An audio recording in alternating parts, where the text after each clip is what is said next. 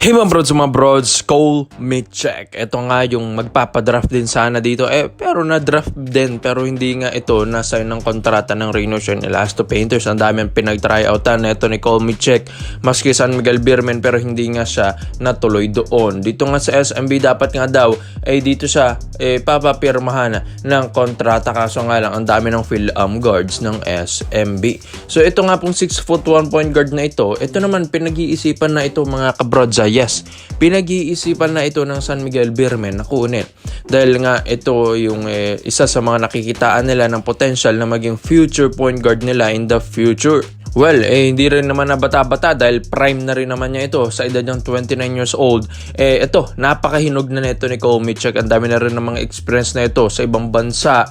And ito, nakapaglaro rin sa Macau Black Bears, yung naka-tune up game ng Gilas Pilipinas, diba mga kabrods?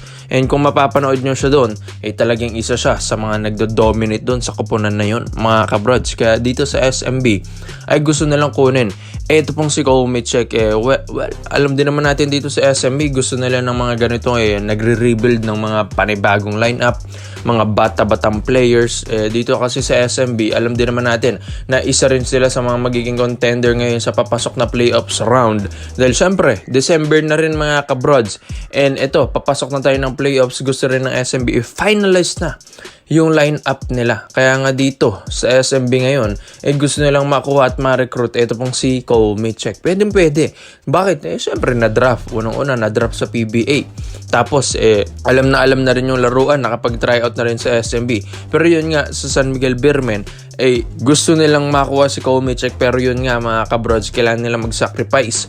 Meron silang babawasang player dito para makuha ito pong player na ito. Isang laro, isang tama, isang tsansa, isang sandali. Maranasan itong lahat.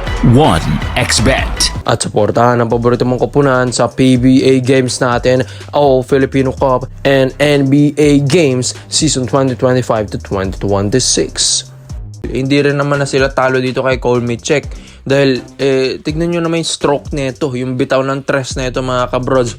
One of the best shooter ito ng rookie draft 2025 to 2026 mga kabrods. Pero yun nga, and daming mga teams ngayon hindi nga siya napansin doon mga kabrods. Pero sa SMB, nakitaan nila na potential, nakitaan nila ng pwede na maging shooter ito pong si Cole Mitchek in the future sa SMB. Kaya gusto nilang makuha rin ng player na ito. Ang daming ng fill-am players ngayon sa SMB na hindi rin naman ganun kumaka na mga kabrods. Kaya mas maganda rin kung makuha nila ito pong si Cole Mitchek. Kaya nga magbabawa sila ng fill-am na point guard mga kabrods.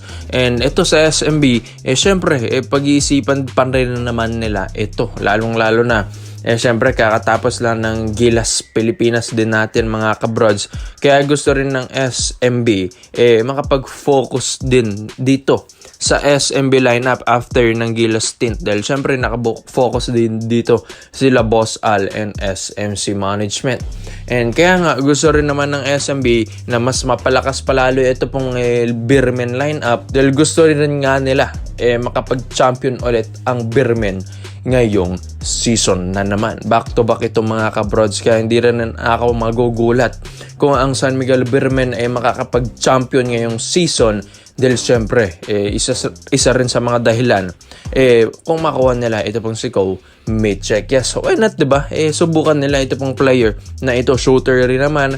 Maganda ang kanyang stroke mga kabrods, mabilis na player, magandang pick up, magandang court vision. Grabe rin yung handles mga kabrods. Yung fundamentals na ito pang ibang bansa na rin. Kumbaga, wala ka nang hihingilin pa dito kay Cole Mitchek. Talagang susubukan mo na lang sa laruan mga kabrods. Well, subok na ito sa Macau Black Bears. Kaya ikaw mga brods, sa Cole Mitchek to San Miguel Beermen, komento mo lang. Open mo dito mga brods at isa natin yan.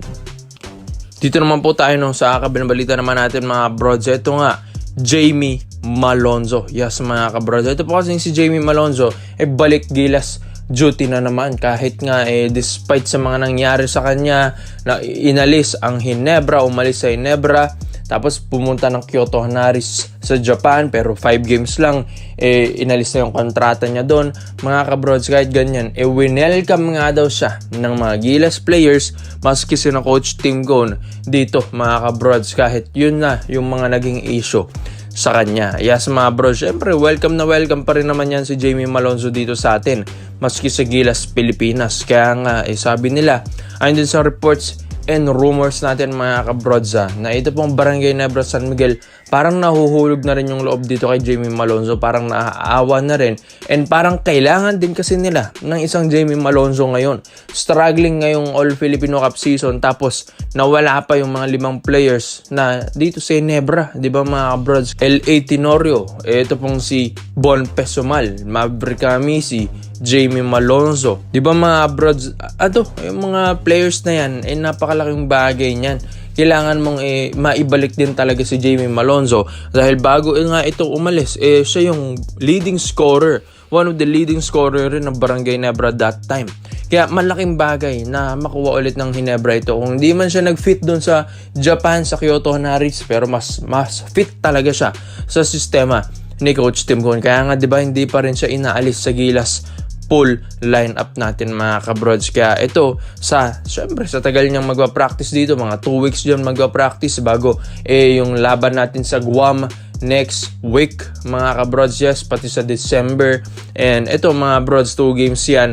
Syempre, hindi pa ba makukuha ng loob ni Jamie Malonzo yung Hinebra dyan, yung management dyan, yung sina Coach Tim Cone and Boss Al dyan? Syempre, mga brods, pwede nilang patagong makapag-usap, patagong mag-uusap sila na ma-release sana ito pong ban ni Jamie Malonzo para nga sa Hinebra rin ito. Alam din naman natin na malakas ito pong Hinebra, ito pong si Boss Al kay Kume Willie Marshall. Kaya hindi na rin ako magugulat, mga kabrods, kung ito pong si Jamie Malonzo ay babalik ulit sa Hinebra this season, mga kabrods. Alam din naman natin ng Hinebra, gustong gusto rin nila ng mga ganitong player na katulad ni Jamie Malonzo, kahit na mga ganyang issue na yan, pero meron ka ng championship experience, babalik ka ng Barangay Nebra San Miguel.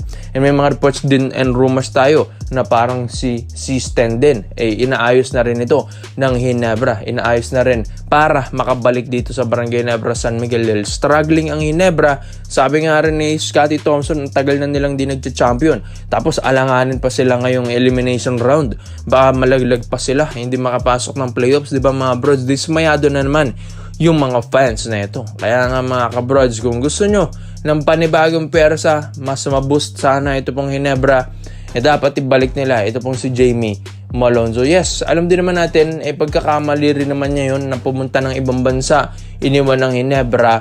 Pero mga kabrods, opportunity lang naman yun. Business is business lang naman para sa mga players na ganyan. Syempre, may freedom of choice din sila na paano pagandahin ng kanilang career at paano makakuha ng maayos na sahuran. Kaya dito sa Barangay Nebra San Miguel, sana maintindihan nila yun.